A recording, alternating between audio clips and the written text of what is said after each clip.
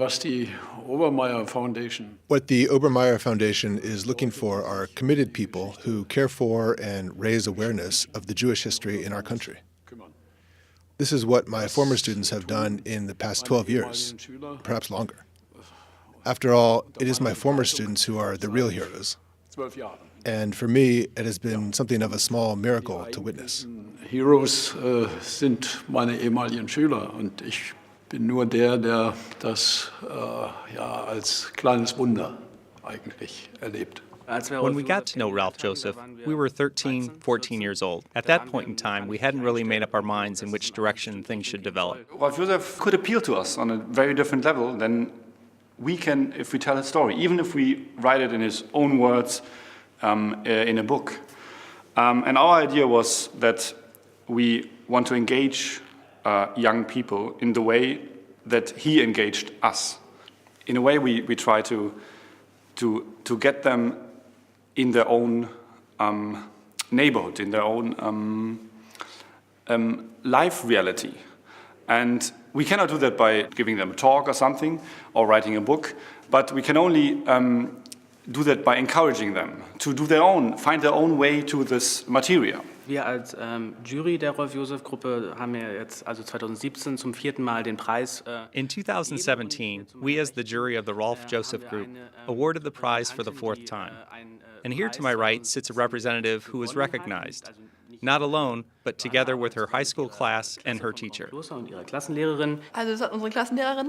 Our class teacher brought this to one of our lessons and said that we would do a project on the laying of stumbling stones. And then we got information about this and collected further information ourselves, from which we created posters and a film. They researched the Lipsky family, they did that all on their own, and that's something that's very rare and really important for us.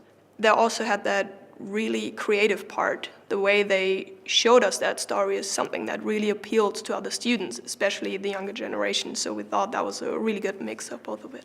I hadn't heard about that family before, and I strongly doubt that anybody else knew them, since it wasn't a particularly well-known family. And still there was such a great story, such a meaningful piece of history, which would otherwise have remained unknown and been forgotten. And also now, when you walk through Berlin and see those stumbling stones, you definitely think differently about them because you think to yourself, that person also has such a moving story.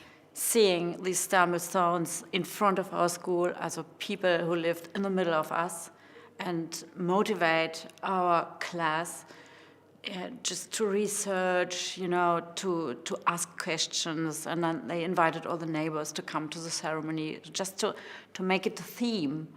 And it was, I'm very proud.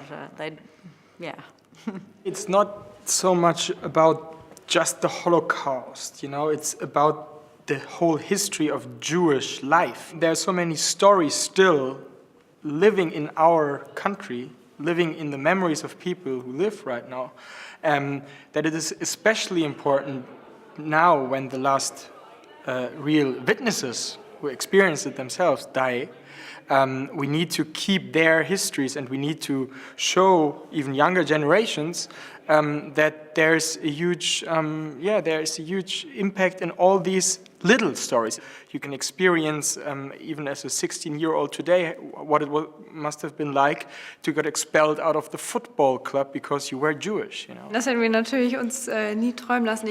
We would never have dreamed of anything like this. You cannot plan things like this. It just happened to us. And also, when we stand here today and think back for how many years we have been going through life with this project, and also as a group, then this is something really special. Eigentlich ist das die wundervollste Erfahrung, die ich gemacht habe. This is the most wonderful experience I've ever had. Wonderful in two ways. Something pretty obvious and common, like visiting the synagogue, has become something so much bigger. I couldn't have thought about such a goal because my dreams didn't go that far. Das hätte ich mir gar nicht wünschen können, weil so meine Fantasie nicht so weit gegangen wäre.